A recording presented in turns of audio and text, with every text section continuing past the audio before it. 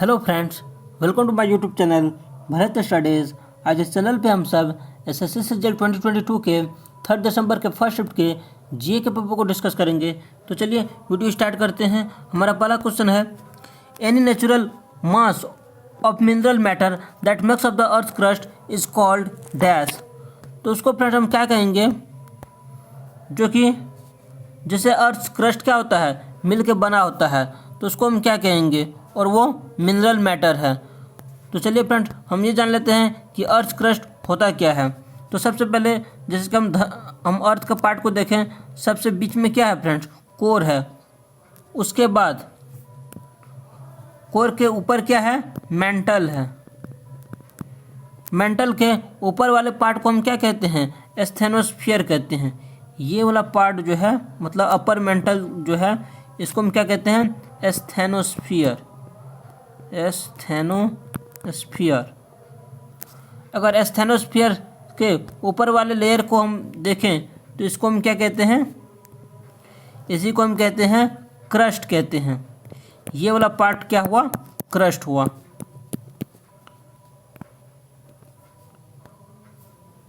ये वाला पार्ट ही है क्रस्ट, अपर मोस्ट लेयर। तो फ्रेंड्स क्रस्ट जो होता है,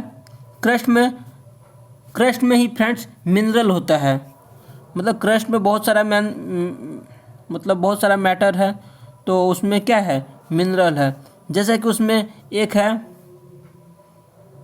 तो एक है क्या है फ्रेंड्स, तो चलिए देखते हैं। गार्बेज है क्या, गार्बेज में मिनरल होता है क्या, रॉक है, स्टोन है, फॉसिल है। यहाँ फ्रेंड्स जो है फ्रेंड्स, इस रॉक में मिनरल होता है। So option B is the right answer. अब फ्रेंड्स हम ये जानते हैं, रॉक से ही क्या होता है, रॉक्स का ही जब डिग्रेडेशन होता है, अगर 1000 वर्ष अगर रॉक को बाहर में रख दिया जाए तो उसका क्या हो जाएगा, टाइम के अकॉर्डिंग उसका डिग्रेडेशन हो जाएगा। टेम्परेचर के कारण या फिर रेनफॉल के कारण वो डिग्रेड हो जाएगा। डिग्रेड होते होते फ्रेंड्स वो सॉइल में कन्वर्ट हो जाएगा, और सारा मिनरल जो पहले रॉक में था अब वो किस में आ गया, सॉइल में आ गया। वही सॉइल पे अगर फ्रेंड्स हम प्लांट को ग्रो करवाते हैं, प्लांट को वहाँ पे अगर लगाएं तो वो क्या करेगा प्लांट, क्योंकि वहाँ पे मिनरल है तो वहाँ पे ग्रो फास्ट करेगा। So friends option B is the right answer. अब फ्रेंड्स हम डिस्कस करते हैं नेक्स्ट 27th क्वेश्चन को। राजा श्री सिरके was given which of the prestigious dance award of 2013 for her excellence in Kathak. तो राजा श्री सिरके को जो है कथक में क्या मिला है, अवार्ड मिला है। कौन सा अवार्ड मिला है 2013 में, ये बताना है उसको। फ्रेंड्स राजा श्री सिरके को संगीत नाटक एकेडमी अवार्ड मिला है। तो संगीत नाटक एकेडमी अवार्ड 2013 में मिला है। और कथक डांस कहाँ का है फ्रेंड्स, कथक डांस यूपी का है। और राजश्री सिरके ये किस स्टेट से ये बिलोंग करती है, ये महाराष्ट्र से बिलोंग करती है, और महाराष्ट्र के मुंबई से ये बिलोंग करती है। ये फ्रेंड्स यूपी का भी है या नॉर्थ इंडिया का भी है, ये ऑप्शंस पे डिपेंड करता है फ्रेंड्स। अगर ऑप्शंस में नॉर्थ इंडिया रहेगा तो नॉर्थ इंडिया ही टिक करना है, कथक डांस। अब फ्रेंड्स हम नेक्स्ट 28 क्वेश्चंस को डिस्कस करते हैं। तो चलिए इसको रीड करते हैं। Who was the captain of Indian hockey men's team at Olympic 2020। तो ओलंपिक 2020 में इंडियन मैंस हॉकी टीम का कैप्टन कौन था, very easy question, Manpreet Singh था। तो Manpreet Singh is the right answer. Manpreet Singh किस स्टेट से बिलोंग करते हैं, ये पंजाब से बिलोंग करते हैं। नेक्स्ट क्वेश्चन है हमारा 29th। An exponent of Hindustani classical music, Gangubai Hangal was an eminent singer to have hailed from the dash घराना of the हिंदुस्तानी ख्याल फैमिली। गंगूबाई हंगल किस घराना से बिलोंग करती है, गंगूबाई हंगल किराना घराना से बिलोंग करती है। So option B is the right answer. अब फ्रेंड्स गंगूबाई हंगल को जो है पद्म भूषण मिला है। तो पद्म भूषण गंगूबाई हंगल को किस ईयर में मिला था, तो गंगूबाई हंगल को पद्म भूषण जो है ये 1971 में इसको इससे सम्मानित किया गया। नेक्स्ट, गंगूबाई हेंगल को पद्म विभूषण से भी सम्मानित किया गया है। तो गंगूबाई हेंगल को पद्म विभूषण से कब सम्मानित किया गया?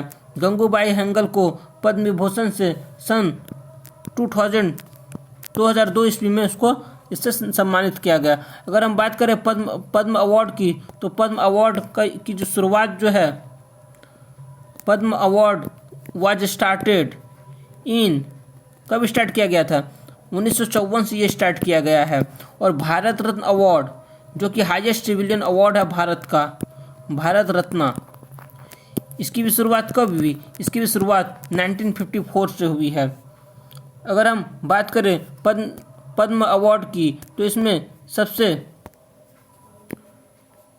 सबसे अपर मोस्ट जो अवार्ड है, सबसे हाईएस्ट सिविलियन अवार्ड, पद्म अवार्ड, सबसे हाईएस्ट सिविलियन अवार्ड तो भारत का क्या है फ्रेंड्स? भारत रत्न है। सेकंड में आते हैं तो वो हमारा क्या है? पद्म विभूषण है। पद्म विभूषण है, ये सेकंड प्लेस पे आता है। थर्ड प्लेस पे कौन आता है? पद्म भूषण। पद्म भूषण। और फोर्थ प्लेस पे कौन सा आता है? पद्मश्री।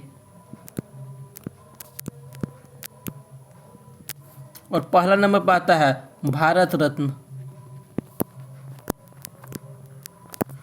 ओके, अब फ्रेंड्स हम डिस्कस करते हैं नेक्स्ट क्वेश्चन, 30th क्वेश्चन को। इसमें क्या है फ्रेंड्स?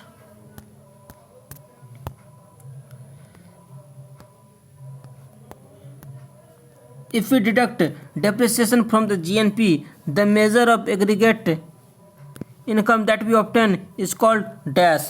तो फ्रेंड्स यहाँ पे हम GNP को समझेंगे। GNP समझने से पहले फ्रेंड्स हम GDP को समझ लेते हैं। GDP क्या होता है? GDP का फुल फॉर्म होता है gross, D stands for domestic and P stands for product. तो ये क्या हुआ फ्रेंड्स? ग्रॉस मतलब क्या होता है? ग्रॉस मतलब होता है टोटल। डोमेस्टिक मतलब क्या होता है? With in the territory of a country, with in the territory of a country. Product क्या होता है? टोटल गुड्स एंड सर्विसेज का प्रोडक्शन किसी कंट्री में, मतलब गुड्स प्लस सर्विसेज, इसको हम कहेंगे कलेक्टिवली हम प्रोडक्ट कहेंगे। अब फ्रेंड्स हम इसका अगर फ्रेंड्स हम लोग मीनिंग देखें, मतलब टोटल गुड्स एंड सर्विसेज का प्रोडक्शन किसी कंट्री में उसके बाउंड्री के अंदर और एक साल में जितना भी फाइनल यानी टोटल गुड्स और सर्विस का जो प्रोडक्शन होगा किसी कंट्री के उसके बाउंड्री के अंदर में, इसे ही हम क्या कहेंगे? GDP कहेंगे। तो GDP फ्रेंड्स हम समझ लें, जैसा कि ये हमारा फ्रेंड्स इंडिया का मैप है।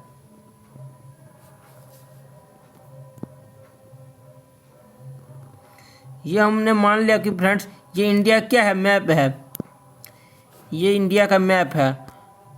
इसमें फ्रेंड्स एक साल में, मतलब बाउंड्री के अंदर, इस बाउंड्री के अंदर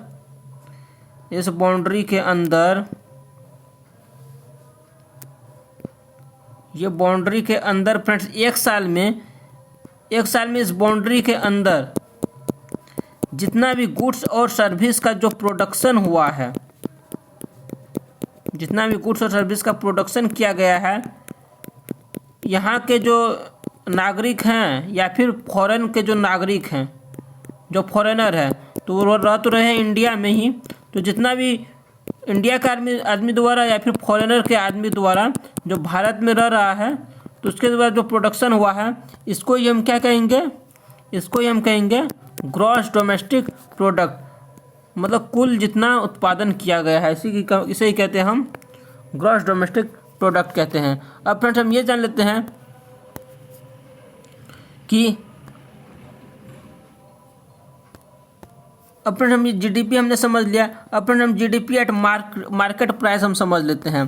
तो जीडीपी एट मार्केट प्राइस क्या होता है फ्रेंड्स? जैसा कि फ्रेंड्स फैक्ट्री है, फैक्ट्री से क्या निकाला, एक बिस्किट का हमने प्रोडक्शन किया जिसका कि प्राइस कितना है, 10 रुपीज़ है। तो फैक्ट्री से जस्ट निकाला, फैक्ट्री में फ्रेंड्स मान लेते हैं वो 8 रुपया उसमें लगा था, तो हम 2 रुपया हम क्या ले रहे हैं, बेनिफिट ले रहे हैं। तो यहाँ पे जो हम कॉस्ट हमने रखा फैक्टर कॉस्ट, वो 10 रुपया हमने बिस्किट का रख दिया। अब फ्रेंड्स बिस्किट को यहाँ से हमको मार्केट पहुँचाना है, तो क्या करेंगे, हम रोड का हेल्प लेंगे। रोड का हेल्प लेंगे तो हमको क्या देना पड़ेगा, गवर्नमेंट को हमको क्या देना पड़ेगा, इनडायरेक्ट टैक्स पेमेंट करना पड़ेगा। इनडायरेक्ट टैक्स हमने पेमेंट कर दिया।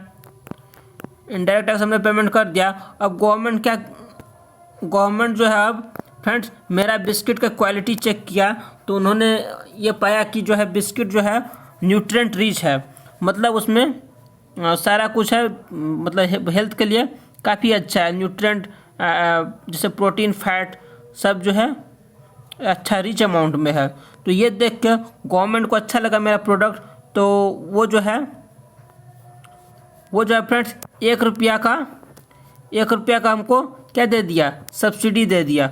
और फ्रेंड्स इनडायरेक्ट टैक्स हमको वो गवर्नमेंट जो है पहले लगाई है, लेट हम मान लेते हैं 2 रुपये वो इनडायरेक्ट टैक्स लगाई है, और 1 रुपया का हमको क्या दे दिया, वो सब्सिडी दे दिया। तो यहाँ पे प्राइस कितना हो गया फ्रेंड्स, 12 रुपीज़ हो गया। जो ही सब्सिडीज दे दिया तो कितना हो गया, तो 11 हो गया, 11 रुपया हो गया। तो 11 रुपया जो है फ्रेंड्स यहाँ पे हम पहुँच गए मार्केट में। तो मार्केट में जो है वो उस बिस्किट का प्राइस कितना हो गया, 11 रुपीज़ हो गया। वहीं अगर बात करें बिस्किट का, जब फैक्ट्री से हमने तैयार किया था यहाँ पे कितना था, 10 रुपया था, और मार्केट में 11 रुपया हो गया। तो यही है अंतर फ्रेंड्स मार्केट प्राइस में और फैक्टर कॉस्ट में। तो यहाँ friends gross domestic product at market price, मतलब मार्केट प्राइस पे जीडीपी का होना, उसे ही हम कहते हैं जीडीपी एट मार्केट प्राइस। अब फ्रेंड्स नेक्स्ट हमारा क्या है, एनएनपी। एनएनपी होता क्या है फ्रेंड्स, तो एनएनपी को समझने से पहले फ्रेंड्स हम ये समझ लेते हैं कि जीएनपी होता क्या है। जीएनपी का अर्थ क्या होता है friends, gross national product.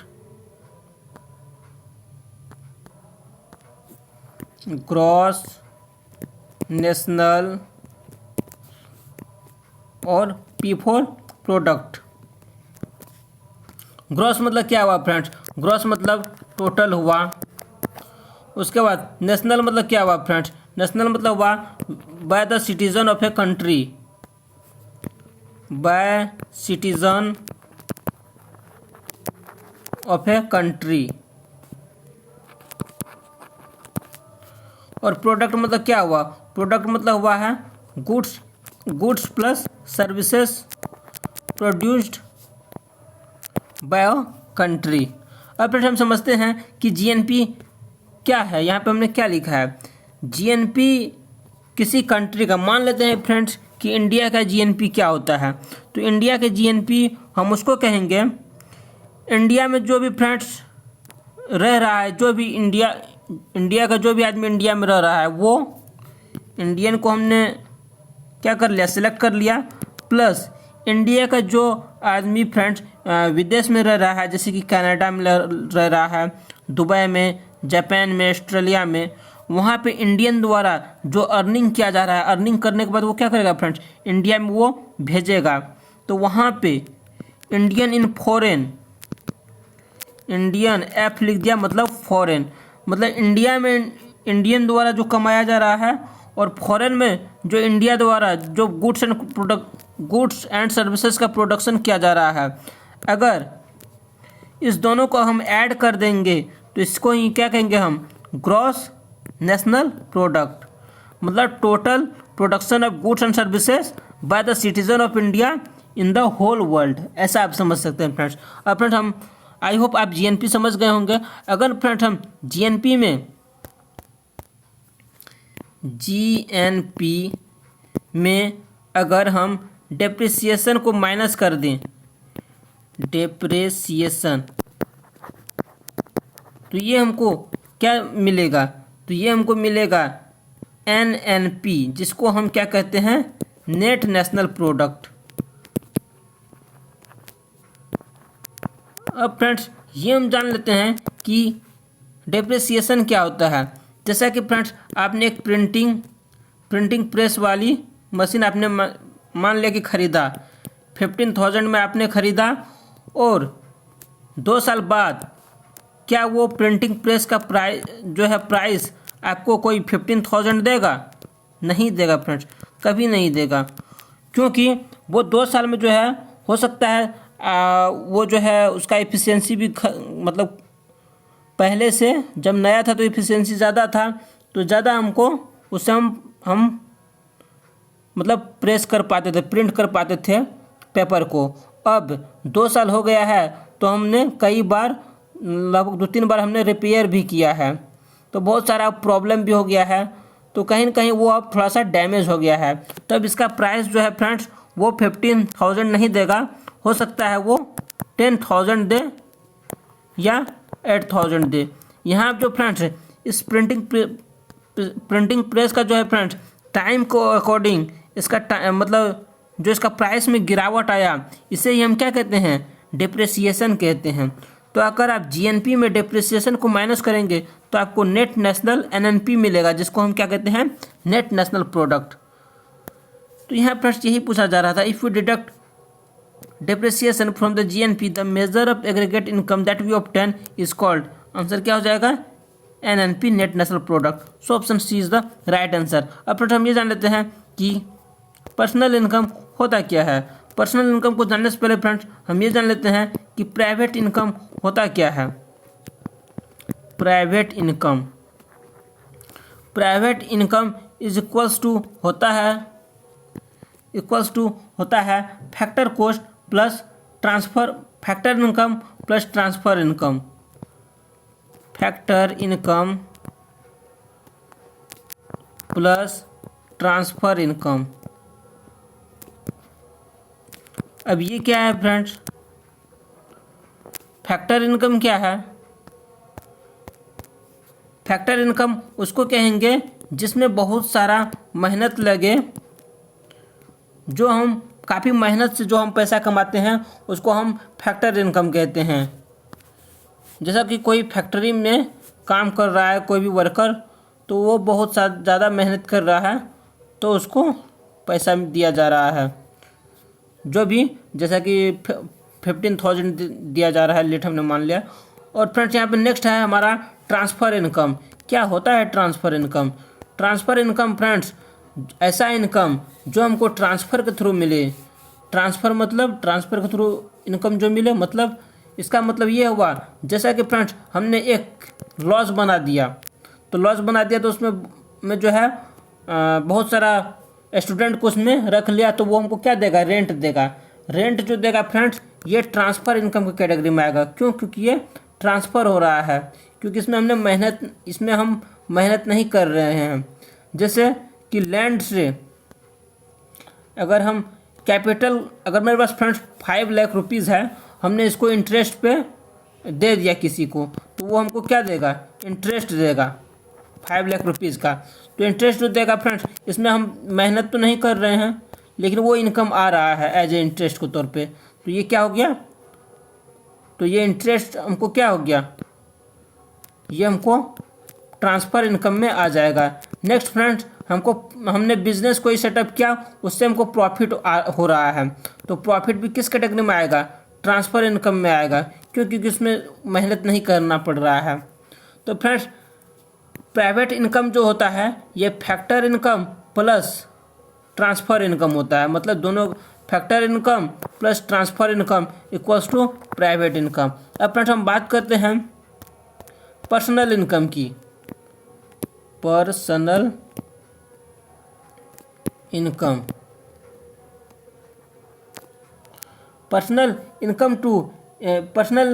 Equals होता है friends private income minus corporate tax minus corporate savings.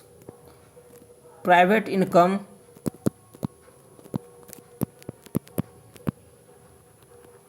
Minus corporate tax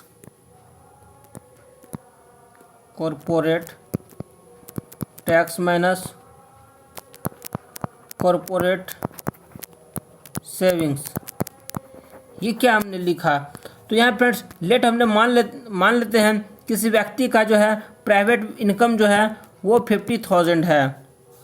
तो 50,000 जो उसका फ्रेंड्स इनकम है, तो उसमें वो क्या कर रहा है, वो कुछ टैक्स पे कर रहा है और कुछ क्या कर रहा है, वो सेव कर रहा है। लेट हमने मान लिया कि वो 5,000 जो है वो सेविंग कर रहा है, 5,000 उसने सेविंग में कर लिया और 50,000 उसका प्राइवेट इनकम है। तो बचा कितना है इसको, 45,000।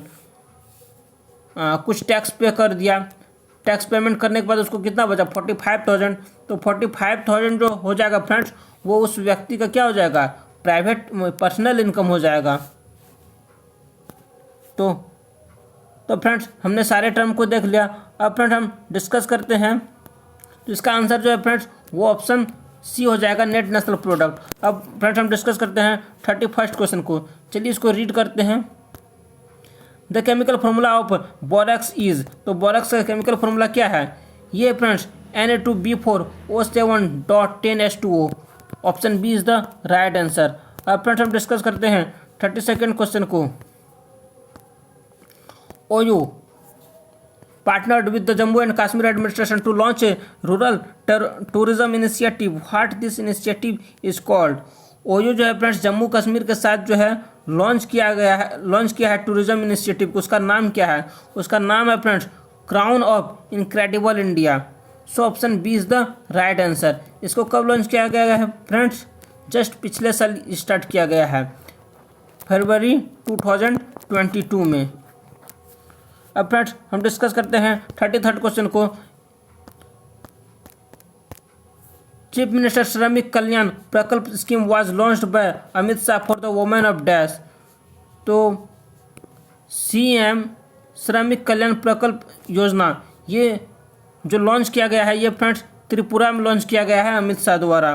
किसके लिए, वुमेन को लॉन्च किया गया है, जो वुमेन टी गार्डन में क्या करती है, काम करती है, tea garden women worker. So option B is the right answer.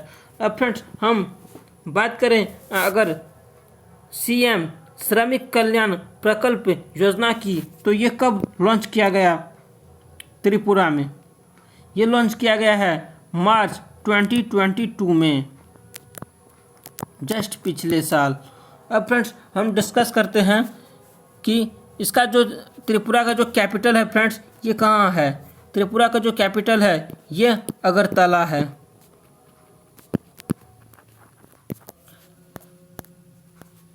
अब फ्रेंड्स हम डिस्कस करते हैं 34th क्वेश्चन को। Players that stop dribbling in handball have to pass और शॉट विद इन। फ्रेंड्स ये हैंडबॉल होता क्या है, हैंडबॉल फ्रेंड्स एक स्पोर्ट है जिसमें कितना प्लेयर होते हैं, 7 प्लेयर होते हैं। नेक्स्ट क्वेश्चन ये राज होता है कि हैंडबॉल में जो है कितना टाइम लगता है इसको खेलने में, मतलब टाइम ड्यूरेशन क्या है हैंडबॉल खेलने के लिए, ये जो है 60 मिनट्स है।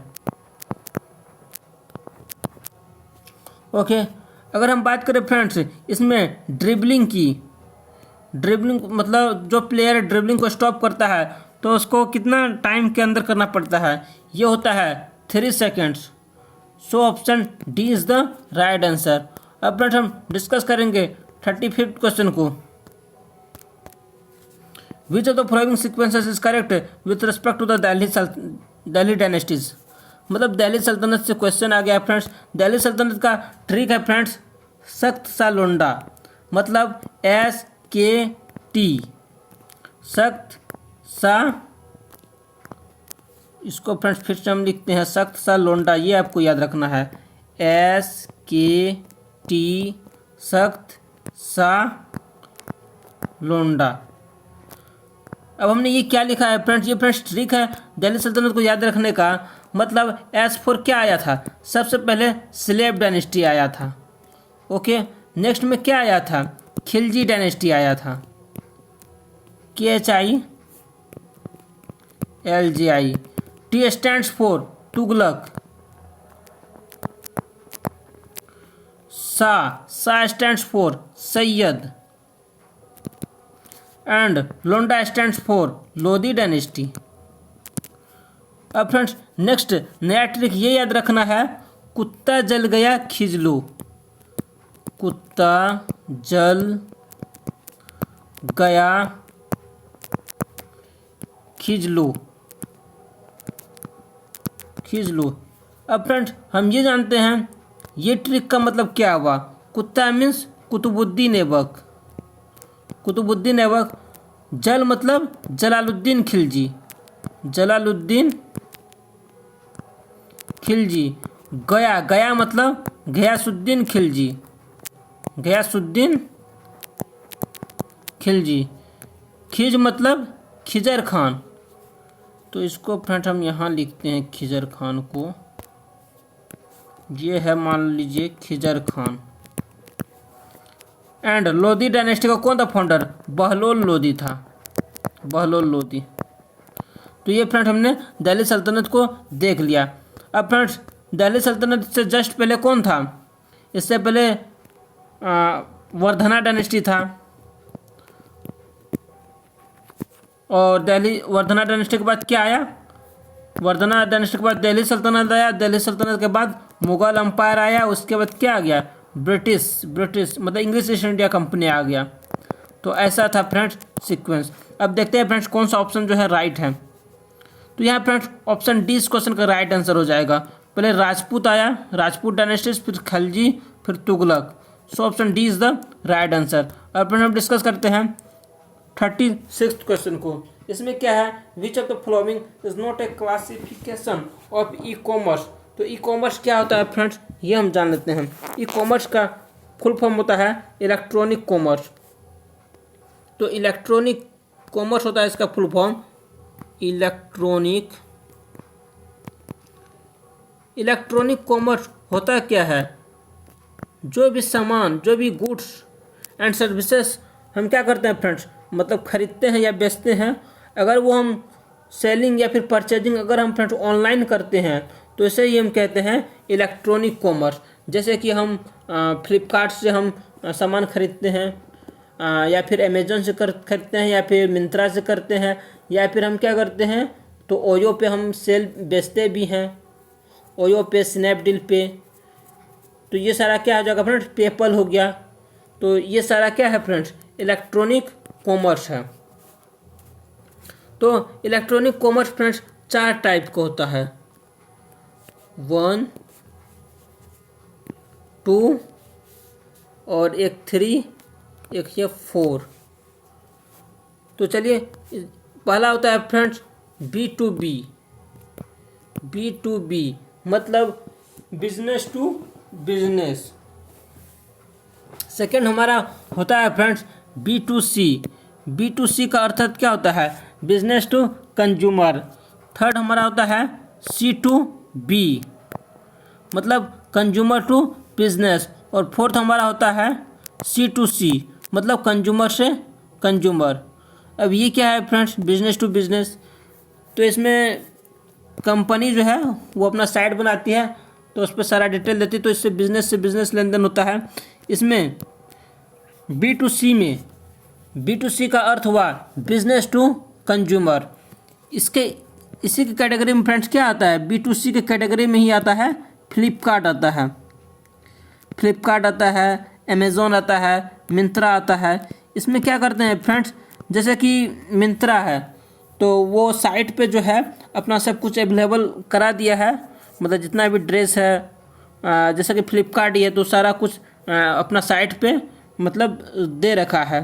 तो हम क्या करते हैं, हम लोग क्या हैं, कंज्यूमर हैं, हम वो साइट ओपन करते हैं और जो हमको लगता है अच्छा है वो हम क्या करते हैं, परचेज कर लेते हैं और वो हमको आ जाता है, मतलब बिजनेस से लेके कंज्यूमर के पास आया। तो ये हमारा क्या हो गया, B2C हो गया। नेक्स्ट अगर बात करें हम C2B की, इसका अर्थ होता है कंज्यूमर टू बिजनेस। और अगर लास्ट में हमारा क्या है फ्रेंड्स, C2C के कैटेगरी में क्या आएगा फ्रेंड्स, इसके कैटेगरी में हमको OLX आएगा। मतलब हम मान लेते हैं कि हम एक कंज्यूमर हैं, हम कोई बाईसाइकिल जो है, कोई साइकिल जो है वो पुराना हो गया, उसको हम बेच रहे हैं। तो बेच रहे हैं तो वो मान लेते हैं 4,000 का साइकिल है, हम 2,000 में बेच रहे हैं। तो नेक्स्ट जो उसको जो OLX जो चला रहा है तो वही ओपन करेगा। तो वो भी क्या है फ्रेंड्स, कंज्यूमर ही है। तो उसको अच्छा लगेगा तो वो क्या लेगा, वो हमसे 2,000 रुपये में ख़रीद लेगा। तो यहाँ पे फ्रेंड्स, यहाँ पे हम भी कंज्यूमर हैं और जो ख़रीद रहा है वो भी कंज्यूमर है। मतलब यहाँ पे कंज्यूमर से कंज्यूमर क्या हो रहा है, सेलिंग हो रहा है। तो हमारा इस क्वेश्चन का फ्रेंड्स, चलिए देखते हैं कौन सा आंसर इसका राइट होता है, कौन सा टाइप नहीं है ये हमको बताना है। तो हमने देख लिया यहाँ पे B2C है, D2D ये नहीं होगा फ्रेंड्स, C2C ये भी है, B2B। तो हमारा जो आंसर हो जाएगा कौन सा नहीं है, तो ऑप्शन बी नहीं है। So option B is the right answer. अब फ्रेंड्स हम डिस्कस करते हैं 37th क्वेश्चन को। Dash takes oath as the new Meghalaya governor in October 2022। तो अक्टूबर 2022 में मेघालय का नया गवर्नर कौन बना है, ये BD मिश्रा बने हैं। So option A is the right answer. लेकिन फ्रेंड्स अभी जस्ट 18 फरवरी को जो है फिर से नया 18 फरवरी 2023 को फिर से नया गवर्नर बने हैं RB मेघालय के। ये कौन है, फागू चौहान।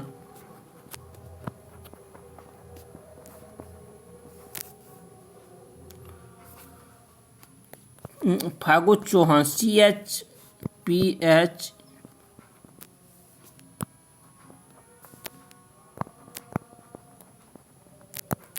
ये जो है फ्रेंड्स मेघालय के कौन से नंबर के गवर्नर बने हैं, ये 20th। फागू चौहान जो है मेघालय के 20th गवर्नर बने हैं। मेघालय का कैपिटल कहाँ है फ्रेंड्स, मेघालय का कैपिटल है शिलोंग।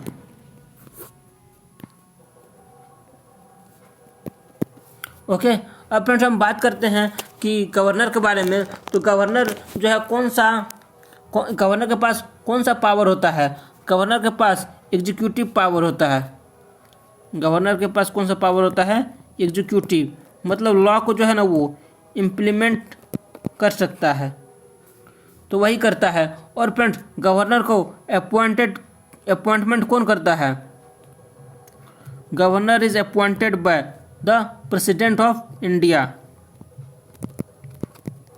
अपॉइंटेड बाय, ये कौन करते हैं, president.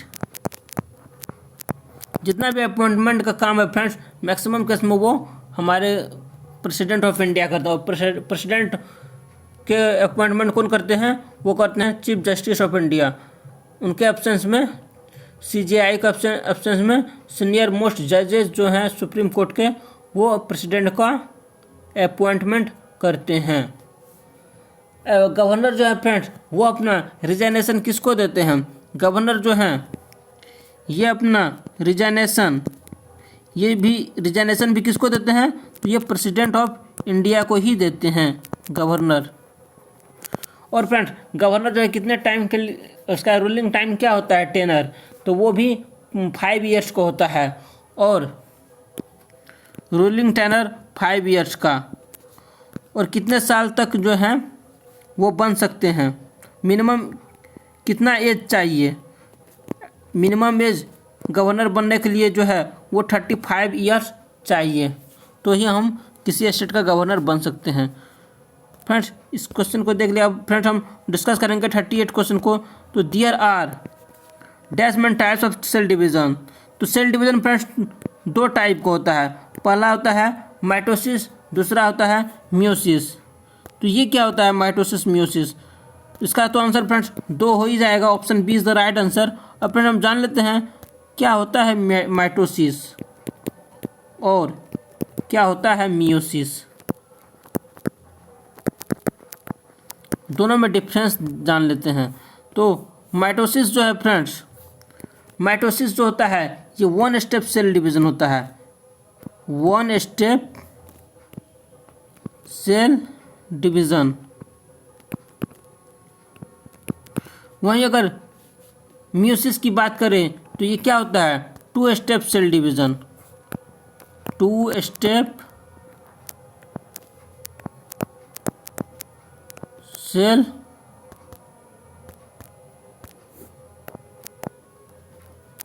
Cell division,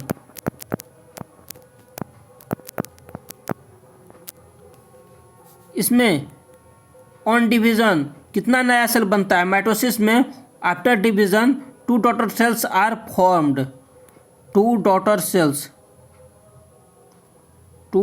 sales are formed, मतलब डिवीज़न होने के बाद कितना डॉटर सेल बनता है माइटोसिस में? 2। वहीं अगर हम मियोसिस की बात करें तो इसमें डिवीज़न होने के बाद 4 डॉटर सेल्स बनते हैं, 4 daughter cells on division.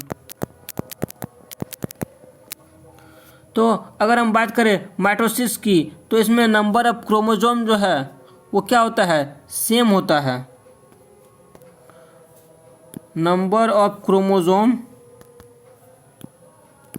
Division होने के बाद क्या होता है? सेम होता है। नंबर ऑफ क्रोमोसोम क्या होता है? सेम होता है।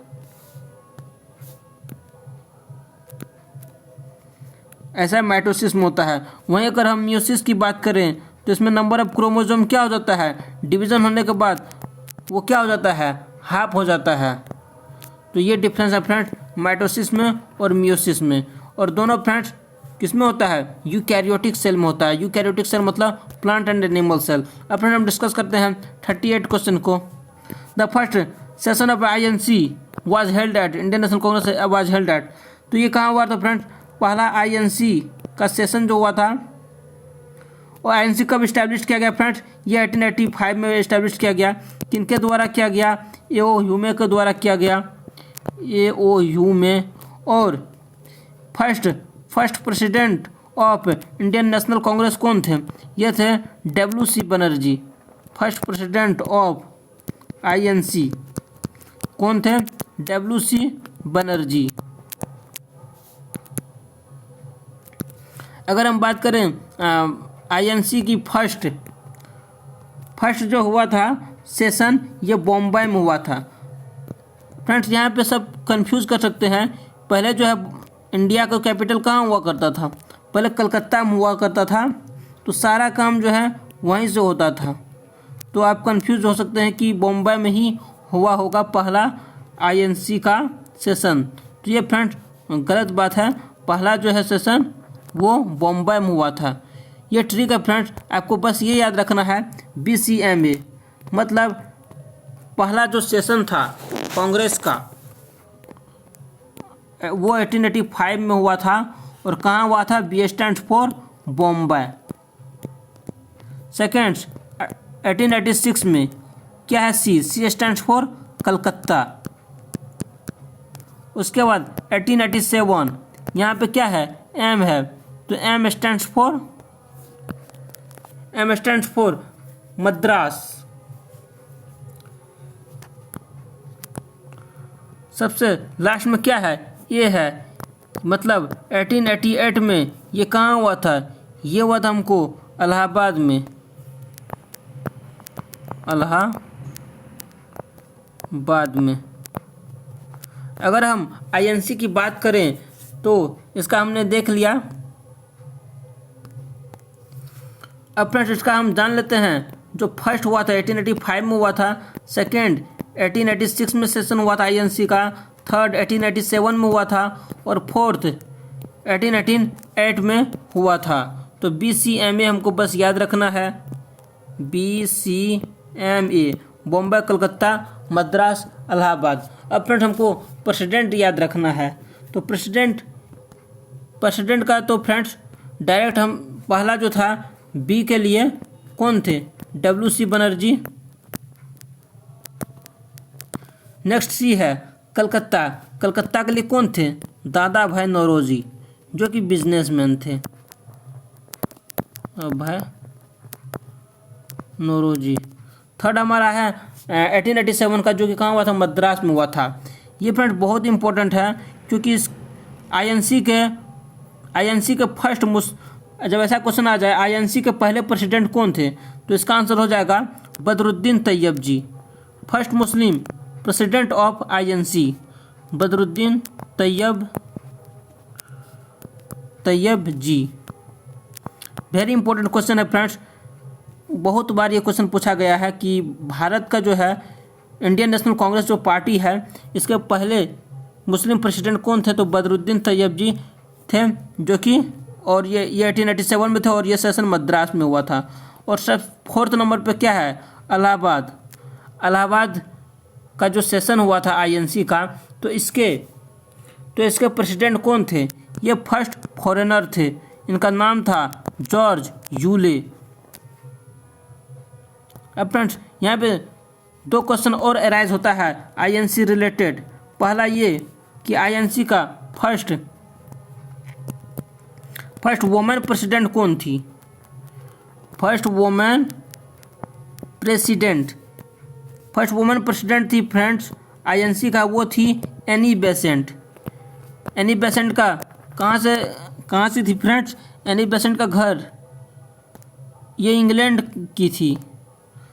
तो ये फर्स्ट वुमेन प्रेसिडेंट थी, INC की फर्स्ट वुमेन प्रेसिडेंट थी, लेकिन कंट्री कौन से बिलोंग करती थी? इंग्लैंड से वो बिलोंग करती थी। अगर क्वेश्चन ये आ जाए INC का first Indian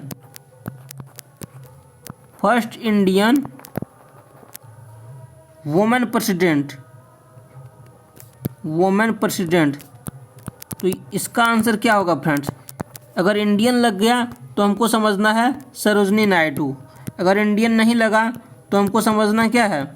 Annie Besant, Sarojini Naidu. Friends अब हम डिस्कस करेंगे 40th क्वेश्चन को। चलिए इसको रीड करते हैं। An electric current is expressed by unit called dash. तो very easy question. Electric current को हम किस में नापते हैं? एम्पियर में नापते हैं। Option B is the right answer. अब फ्रेंड्स यहाँ पे हम ऑप्शंस को डिस्कस करते हैं। मीटर में किसको नापते हैं? डिस्टेंस को नापते हैं या फिर लेंथ को नापते हैं। वाट में किसको नापते हैं? हम पावर को वाट में नापते हैं। जूल में किसको हम नापते हैं? जूल में हम एनर्जी को या वर्क डन को हम जूल में हम नापते हैं। नेक्स्ट हमारा है how thick is the lithosphere. तो लिथोस्फीयर क्या है फ्रेंड्स, पहले हम ये जान लेते हैं। तो हम जानते हैं फ्रेंड्स कि हमारा जो अर्थ है, अर्थ के सेंटर में क्या है? ये कोर है। क्या बोलते हैं इसको? कोर बोलते हैं। तो कोर है, तो ऐसा करता हूँ CORE, ये कोर है। नेक्स्ट क्या है हमारा? कोर के बाद क्या है? मेंटल है, MENT। नेक्स्ट हमारा मेंटल है। मेंटल के ऊपर क्या होता है? मेंटल का अपर वाला अपर मेंटल है। ये भी क्या है? मेंटल है लेकिन अपर है, मतलब अपर मेंटल है। U stands for upper mantle है। तो ये अपर मेंटल है, ये हमने समझ लिया। अपर मेंटल के ऊपर में क्या है फ्रेंड्स? अपर मेंटल के ऊपर में स्थैनोस्फीयर है।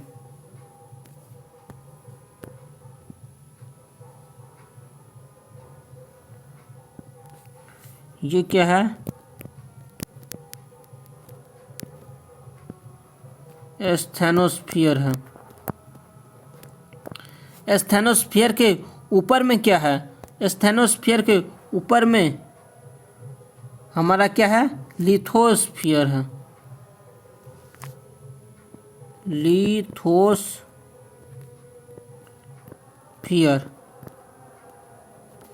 और लिथोस्फीयर के ऊपर में क्या है? ये है लिथोस्फीयर और फ्रेंड्स क्रस्ट। लिथोस्फीयर जो है अर्थ क्रस्ट का क्या है? पार्ट है।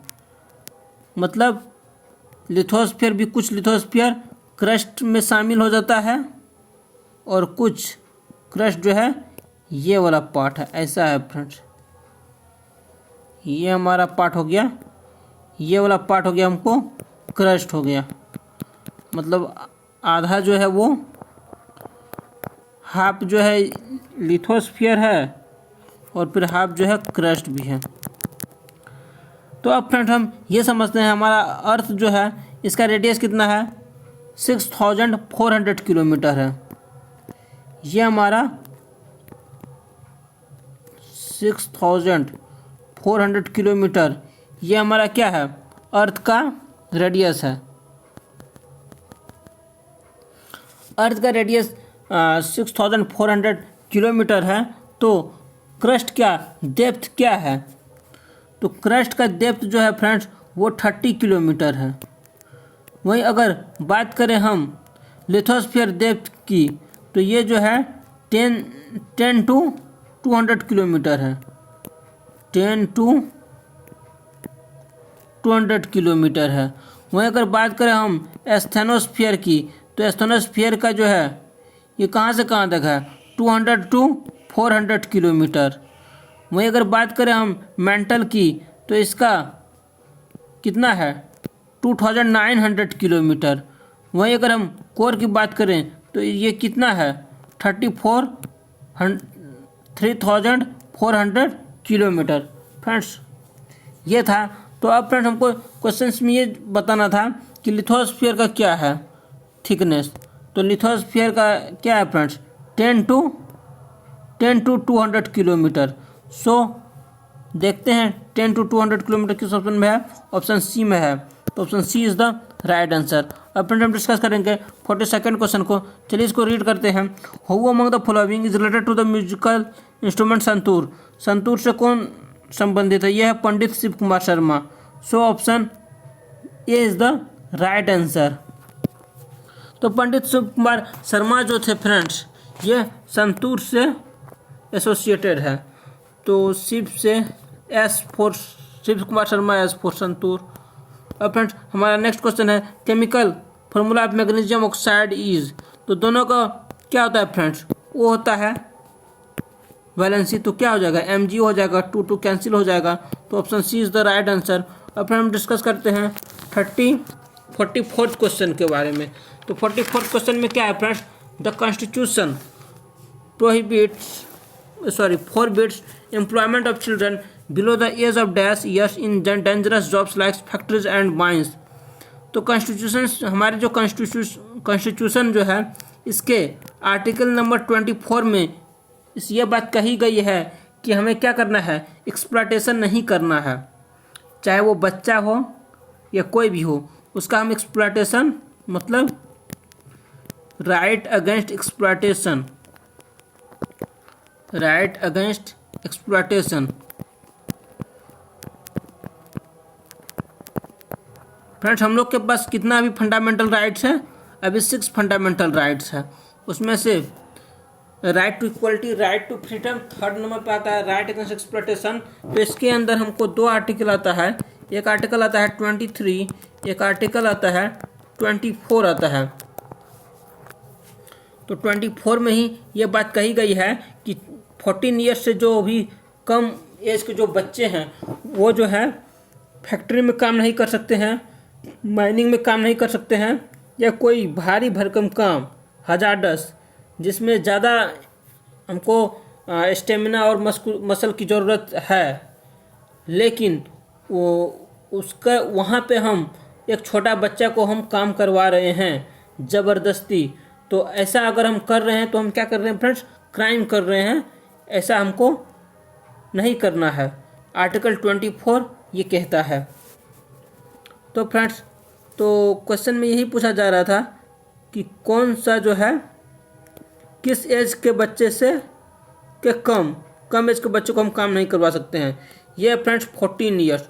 So option B is the right answer. अब फ्रेंड्स हम डिस्कस करते हैं नेक्स्ट क्वेश्चन 45th के बारे में। क्या है, कौन सा जो है नेचुरल फाइबर नहीं है, विच of the following is not a natural fibre. तो चलिए देखते हैं। लिनन जो है फ्रेंड्स नेचुरल फाइबर है। लिनन फ्रेंड्स नेचुरल फाइबर है। कॉटन क्या है, कॉटन भी नेचुरल फाइबर है। उसके बाद हमारा सी में क्या है, रेयन क्या नेचुरल फाइबर है। यस नो फ्रेंड्स, रेयन जो है नेचुरल फाइबर नहीं है। रेयन को जो है हम सिंथेटिकली ये फाइबर है, सिंथेटिक है। सो इस क्वेश्चन का राइट आंसर जो हो जाएगा वो हमारा सी हो जाएगा। जूट तो फ्रेंड्स क्या है, नेचुरल फाइबर है, ये तो हम जानते ही हैं। So option C is the right answer. अब फ्रेंड्स हम यहाँ पे लिनिन के बारे में जान लेते हैं। इंपॉर्टेंट बात फ्रेंड्स, लिनिन जो फाइबर है ये किस प्लांट से बनाया जाता है। लिनिन जो है फ्रेंड्स ये फ्लैक्स प्लांट से ये बनाया जाता है। FLAX ये फाइबर जो है लिनिन, ये किससे बनाया जाता है? फ्लैक्स, FLAX फ्लैक्स प्लांट से लिनिन फाइबर को बनाया जाता है। ये फ्रेंड्स याद रखना है, ये फ्रेंड्स क्वेश्चन आ सकता है आगे। अब फ्रेंड्स हम नेक्स्ट क्वेश्चन 46 को डिस्कस करते हैं। क्या है 46 में? Which of the following is not correct with reference to the elections of the president of India. तो प्रेसिडेंट ऑफ इंडिया, प्रेसिडेंट से रिलेटेड कौन सी बात जो है सही नहीं है, ये हमको बताना है। तो चलिए फ्रेंड्स, प्रेसिडेंट के बारे में हम जानते हैं। तो हमारे कॉन्स्टिट्यूशन में पार्ट 5 में जो है यूनियन गवर्नमेंट है, और उसी में जो है प्रेसिडेंट ऑफ इंडिया के बारे में बात कही गई है। पार्ट 5 की अगर बात करें, ये जो है आर्टिकल 52 से लेके आर्टिकल 151 तक ये इसमें वर्णित है पार्ट 5। तो इसमें भी अगर हम बात करें प्रेसिडेंट की, तो प्रेसिडेंट को जो है कितना साल के लिए इलेक्ट किया जाता है? प्रेसिडेंट को 5 ईयर्स के लिए इलेक्ट किया जाता है। प्रेसिडेंट बनने के लिए कोई भी इंडियन जो है फ्रेंड्स, प्रेसिडेंट होने के लिए क्या क्या जरूरी है? अगर किसी को भारत का प्रेसिडेंट बनना है तो उसके लिए फ्रेंड्स 3 चीज़ जरूरी है। पहला कि वह जो है उसे जो है सिटीजन ऑफ इंडिया होना चाहिए, सिटीजन ऑफ इंडिया। सेकंड ये है, जो भी व्यक्ति इंडिया का प्रेसिडेंट बनना चाहता है उसको कम से कम 35 ईयर्स का एज होना चाहिए। और थर्ड जो पॉइंट है फ्रेंड्स, कोई भी व्यक्ति अगर भारत का प्रेसिडेंट बनना चाहता है तो उसको लोकसभा का जो मेंबर बनने के लिए जो क्वालिफिकेशन चाहिए वो उसको पूरा करना होगा, तो ही वो इंडिया का प्रेसिडेंट बन सकता है। Qualified as a member of Lok Sabha,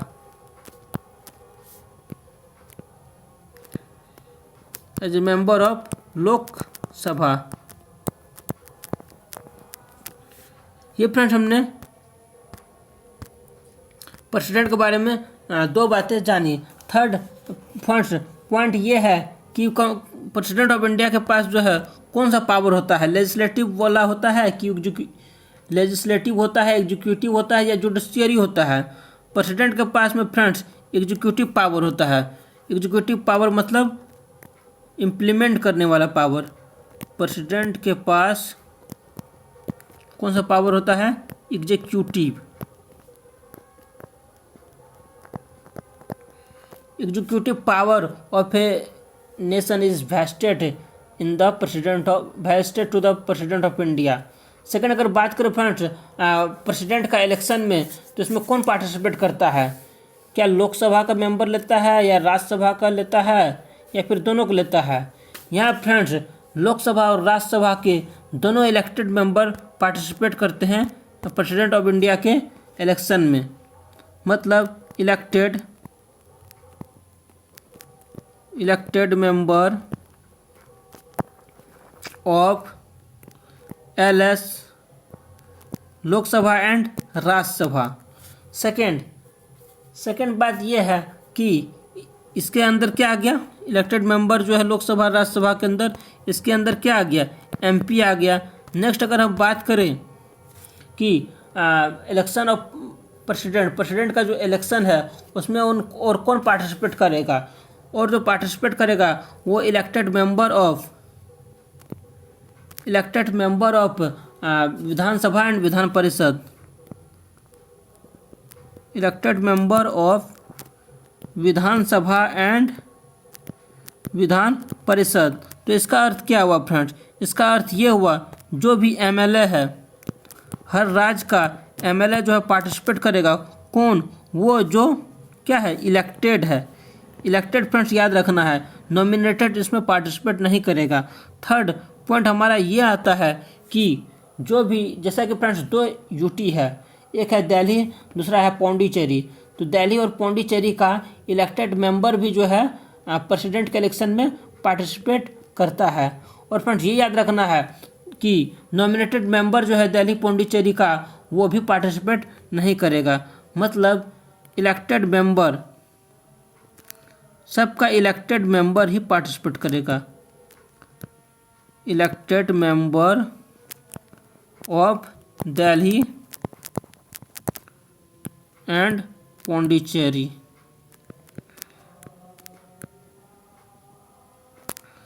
okay friends, अब फ्रेंड्स हम डिस्कस करते हैं इलेक्शन ऑफ प्रेसिडेंट के इलेक्शंस के बारे में। तो इसका इलेक्शन जो होता है वो कौन सा सिस्टम पे बेस्ड होता है? ये होता है फ्रेंड्स प्रोपोर्शनल रिप्रेजेंटेटिव सिस्टम पे बेस्ड होता है एक प्रेसिडेंट का इलेक्शन। प्रोपोर्शनल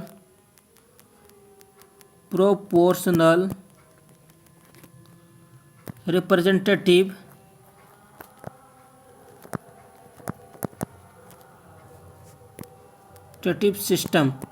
सिस्टम से होता है हमारे कंट्री में प्रेसिडेंट का इलेक्शन। अगर हम बात करें थर्ड पॉइंट की, तो प्रेसिडेंट ऑफ इलेक्शन मतलब इलेक्शन ऑफ प्रेसिडेंट, मतलब प्रेसिडेंट का इलेक्शन जो है किसके द्वारा कंडक्ट करवाया जाता है? ये करवाया जाता है इलेक्शन कमीशन ऑफ इंडिया द्वारा। Election commission of India. अगर हम थर्ड पॉइंट की बात करें तो डिस्प्यूट जो है फ्रेंड्स प्रेसिडेंट से रिलेटेड, वो कहाँ उसको सॉल्व किया जाएगा? हाई कोर्ट में किया जाएगा कि सुप्रीम कोर्ट में किया जाएगा, या फिर दोनों में किया जाएगा? प्रेसिडेंट से फ्रेंड्स जो भी डिस्प्यूट होगा वो सुप्रीम कोर्ट में ही उसको क्या किया जाएगा? सॉल्व किया जाएगा। हाई कोर्ट में नहीं किया जाएगा, ओनली सुप्रीम कोर्ट में ही किया जाएगा। अगर बात करें हम फ्रेंड्स प्रेसिडेंट का जो है इलेक्शन जो है वो किस मीन्स से होता है? मीन्स का कहने का मतलब है फ्रेंड्स कि इलेक्शन जो होता है प्रेसिडेंट का जो होता है फ्रेंड्स, वो सिंगल ट्रांसफरेबल वोट के थ्रू होता है।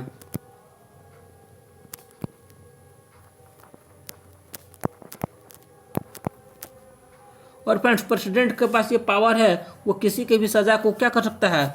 वो माफ कर सकता है।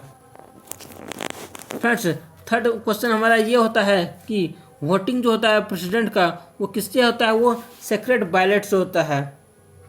फ्रेंड्स प्रेसिडेंट जो है अपना रिजाइनेशन किसको देता है? तो प्रेसिडेंट जो है अपना रिजाइनेशन किसको देता है? वाइस प्रेसिडेंट ऑफ इंडिया को देता है। रिजाइनेशन देता है ये वीपी को देता है। मतलब प्रेसिडेंट जो है वाइस प्रेसिडेंट को देता है रिजाइनेशन। और प्रेसिडेंट को हम रिमूव कैसे कर सकते हैं? किस प्रोसेस से हम किसी भी प्रेसिडेंट को जो कि इंडिया का है उसको हम रिमूव कर सकते हैं? रिमूव कर सकते हैं हम प्रेसिडेंट को इम्पीचमेंट से।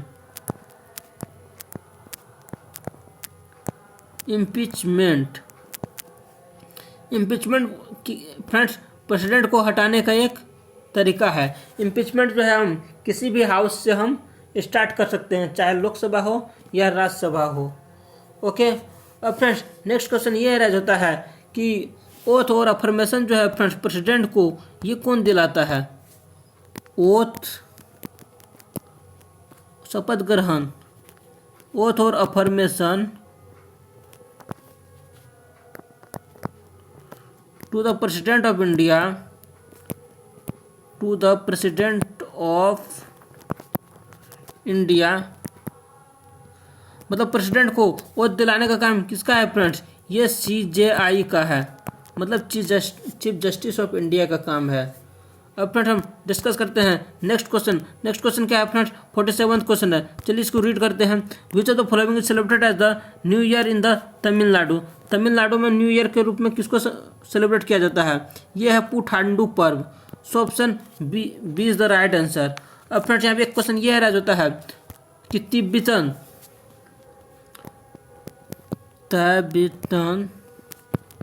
न्यू ईयर के रूप में कौन सा फेस्टिवल को सेलिब्रेट किया जाता है। ये फ्रेंड्स इधर ये एसएससी में पूछा गया है। ये फेस्टिवल है फ्रेंड्स लोसर। ओके, अब फ्रेंड्स हम जान लेते हैं ऑप्शंस को। पहला है पोंगल। पोंगल जो है फ्रेंड्स कहाँ का फेस्टिवल है। पोंगल जो फेस्टिवल है ये तमिलनाडु का फेस्टिवल है।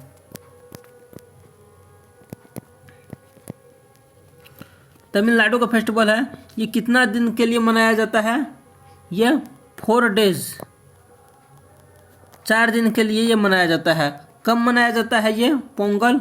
ये 14 जनवरी से लेके 18 जनवरी तक ये पोंगल फेस्टिवल जो है मनाया जाता है। अगर हम बात करें पोंगल की तो इसमें कौन सी गॉड को की पूजा की जाती है। तो सूरज भगवान यानी सूर्य देव की पूजा की जाती है पोंगल फेस्टिवल में। नेक्स्ट हम बात करें उगाड़ी की तो उगाड़ी जो फेस्टिवल है ये कहाँ पे मनाया जाता है। ये सेलिब्रेट किया जाता है आंध्र प्रदेश में, कर्नाटक में और तेलंगाना में। आंध्र प्रदेश में, कर्नाटक में,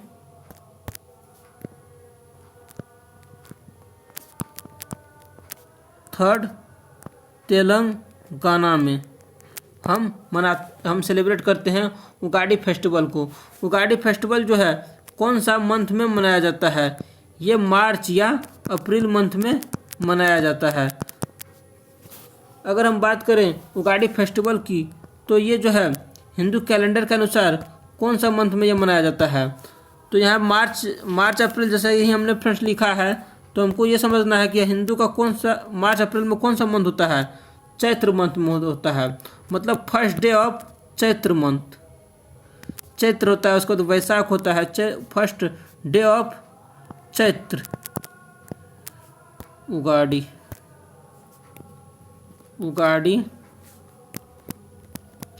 first day of Chaitra month. उसके बाद वैशाख आता है, फिर ज्येष्ठ आता है। ओके फ्रेंड्स, अब फ्रेंड हम डिस्कस करते हैं ओणम फेस्टिवल के बारे में। ओणम फेस्टिवल जो है कहाँ का फेस्टिवल है।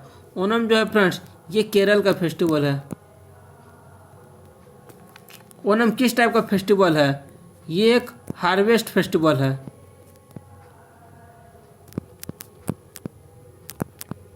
मतलब फसल काटने के बाद जो त्यौहार मनाया जाता है वही ये फेस्टिवल है। ये कितना दिन का फेस्टिवल है ये ओणम। ये 10 डेज ये सेलिब्रेट किया जाता है। और नेक्स्ट क्वेश्चन ये रह जाता है कि ओणम फेस्टिवल जो है किस मंथ में सेलिब्रेट किया जाता है। ये अगस्त मंथ में सेलिब्रेट किया जाता है 20 to 31 अगस्त एवरी ईयर। हर साल ये सेलिब्रेट किया जाता है। नेक्स्ट हमारा क्वेश्चन है फ्रेंड्स 48 क्वेश्चन है। चलिए इसको रीड करते हैं। In the early 11th century the Chola king Rajendra वंश built a Shiva temple and filled it with a sun pedestal seized from the dash। तो क्या होता है फ्रेंड्स कि हम ये जान लेते हैं सबसे पहले कि चोला किंगडम जो था इसका रूलिंग टाइम कब से कब तक था। अगर हम चोला किंगडम के बारे में बात करें तो ये फ्रेंड्स ये 300 BC से लेके 200 BC तक था पावर में। फिर ये इसका फ्रेंड्स कम हो गया।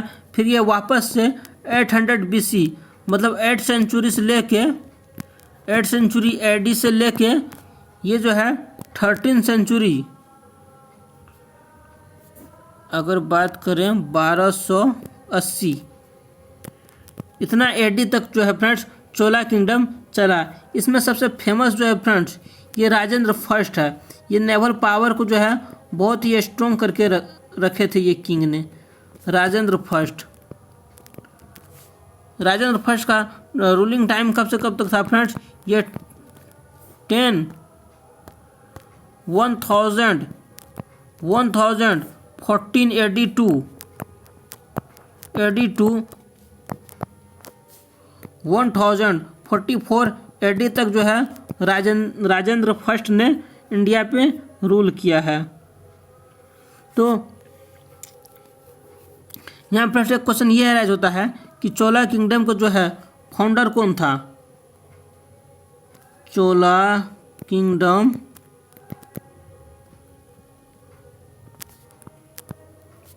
फाउंडर ये जो है फ्रेंड्स, ये विजय लाया है, विजय लाया फर्स्ट, विजय लाया फर्स्ट। ओके, अब फ्रेंड हम डिस्कस करते हैं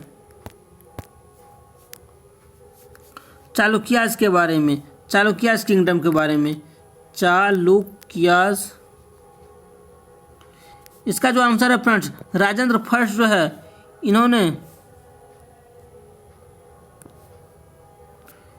फ्रेंड्स चालुक्यास को हराया था। इनको हराने के बाद इन्होंने क्या, शिव टेम्पल बनाया राजेंद्र फर्स्ट ने। अब हम चालुक्यास की बात करें फ्रेंड्स, तो इसका पहला जो है पहला इसका फाउंडर कौन था। ये जो था ये जया सिम्हा द्वारा स्थापित किया गया चालुक्यास किंगडम। चालुक्यास का जो कैपिटल था वो क्या था, कैपिटल इसका बदामी था। वहीं अगर बात करें हम चोलास की, तो उसका कैपिटल क्या था फ्रेंड्स, थंजावुर था। चोला, यहाँ चोला का क्या था, थंजावुर था कैपिटल, थंजावुर। ओके फ्रेंड्स, अगर हम नेक्स्ट चालुक्यास की बात करें तो उसका रूलिंग टाइम कब से कब तक था। वो था 543 AD से लेके 757 तक रहा था, फिर 975 से 1189 तक चला था। चालुक्यास डायनेस्टी मेन जो ये पावर पे था फ्रेंड्स, ये 975 AD टू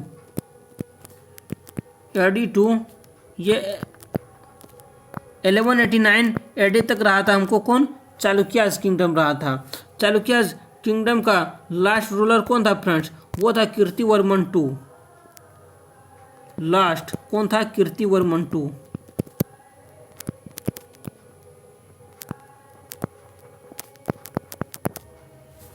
ओके, अब फ्रेंड्स अगर हम बात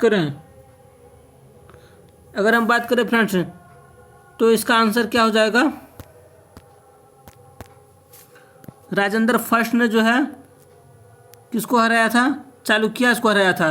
राजेंद्र फर्स्ट जो है फ्रेंड्स, ये जो कि चोला डायनेस्टी के रूलर थे, ये बहुत ही स्ट्रॉन्ग थे, इसका नेवल पावर बहुत ही स्ट्रॉन्ग था। और राजेंद्र फर्स्ट जो है फ्रेंड्स, ये गंगा कोडा का भी टाइटल इन्होंने ही जीता था।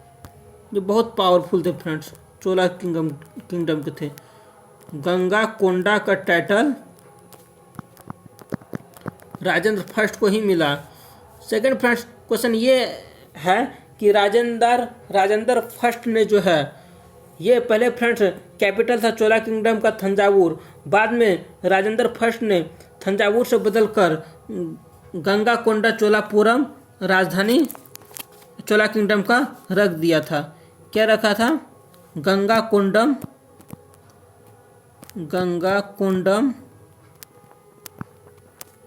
चोलापुरम।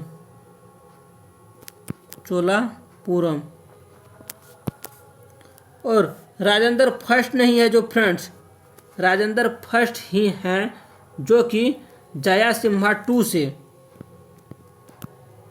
जया सिम्हा टू, ये क्या थे जया सिम्हा टू, ये चालुक्यास किंग थे, चालुक्यास किंग थे। तो राजेंद्र फर्स्ट जो है वो जया सिम्हा टू से एक युद्ध लड़ते हैं। उस युद्ध का नाम है बैटल ऑफ मास्की, जो कि लड़ा गया 1020 AD में।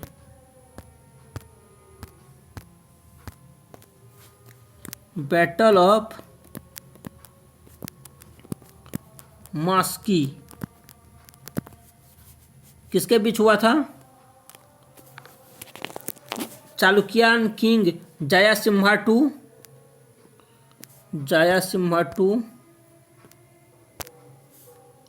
तो जीता कौन?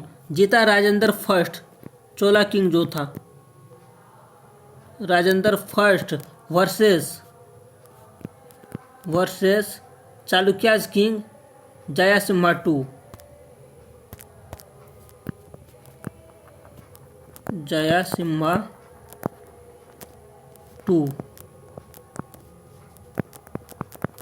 तो यहाँ फ्रेंड्स ये कब होता है? ये होता है 1020 AD में।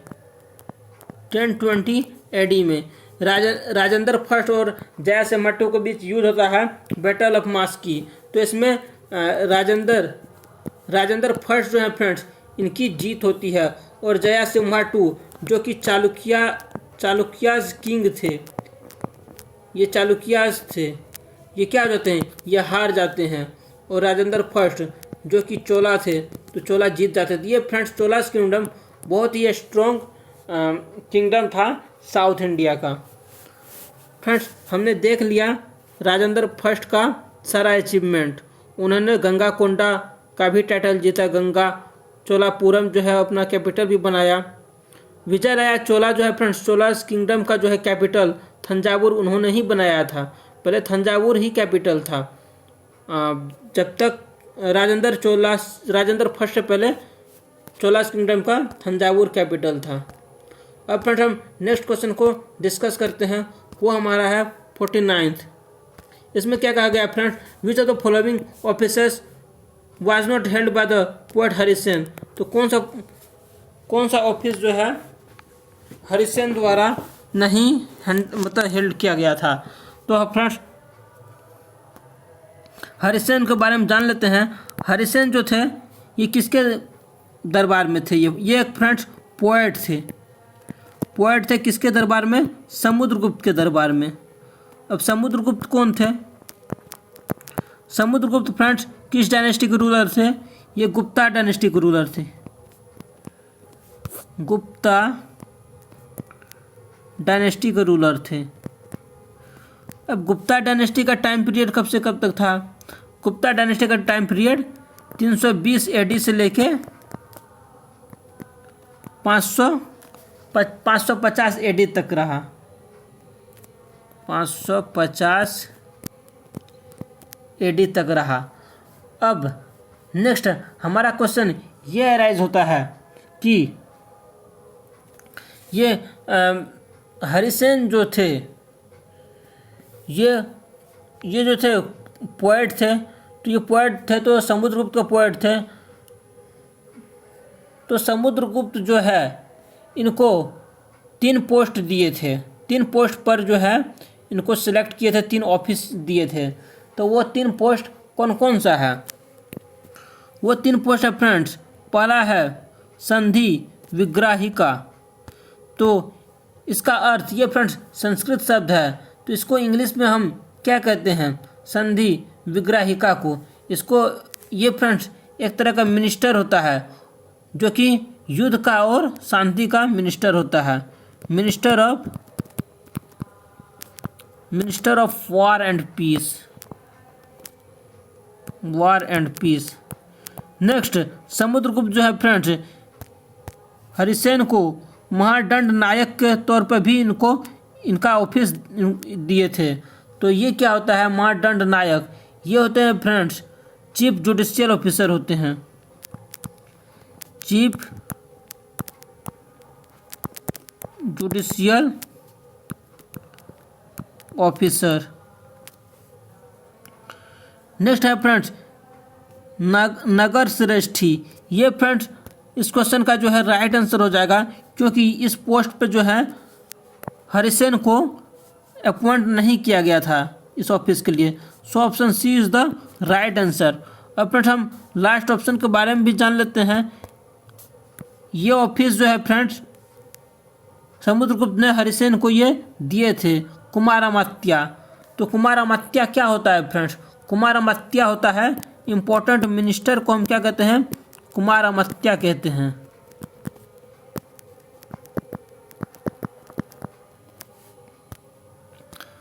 ओके फ्रेंड्स, अब फ्रेंड्स हम हरिसेन जो है फ्रेंड्स समुद्रगुप्त के टाइम में रहते थे, मतलब समुद्रगुप्त के दरबार में रहते थे। समुद्रगुप्त जो है गुप्ता पीरियड है। तो गुप्ता डायनेस्टी का जो है फाउंडर कौन थे? गुप्ता डायनेस्टी का फाउंडर था श्रीगुप्त। टाइम पीरियड तो हमने देख ही लिया, 300 मतलब 320 AD से लेके 550 AD तक ये जो है पूरा इंडिया में ये रूल किए। अब फ्रेंड्स समुद्रगुप्त को जो है भारत का क्या कहा जाता है? नेपोलियन कहा जाता है। समुद्रगुप्त को समुद्रगुप्त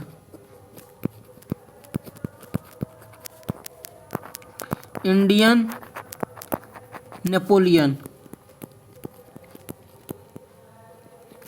नेक्स्ट क्वेश्चन ये कहा है फ्रेंड्स कि समुद्रगुप्त जो थे ये जो है कौन सा म्यूजिकल इंस्ट्रूमेंट बजाते थे?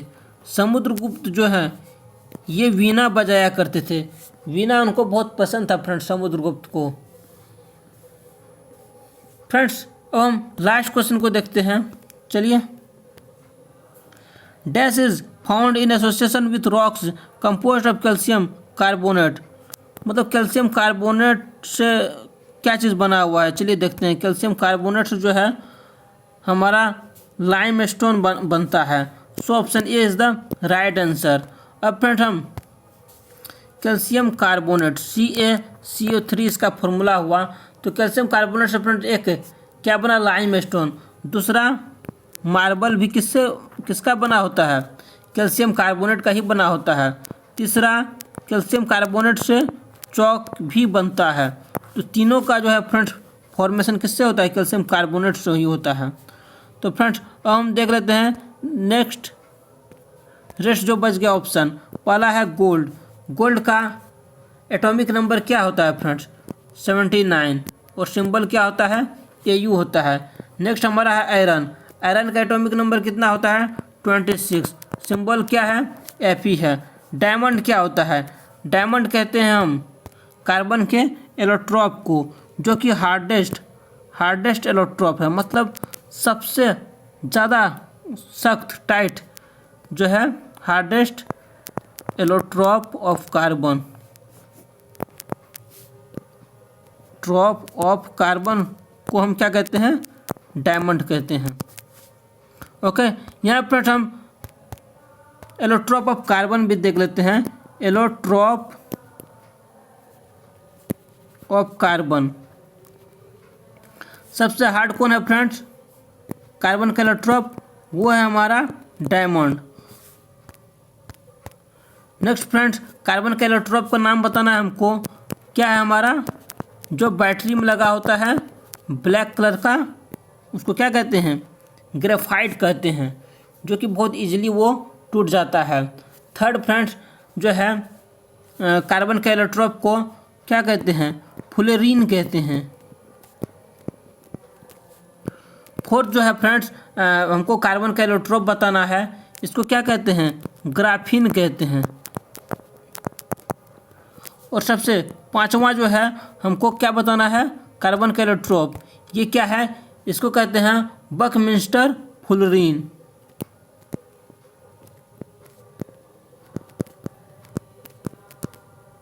मिस्टर आपको फ्रेंड्स फ्लोरीन याद रखना है, ये इसमें भी है और इसमें भी है। और ग्रेफाइट से तो आप ग्रेफिन का भी अंदाज़ा लगा सकते हैं।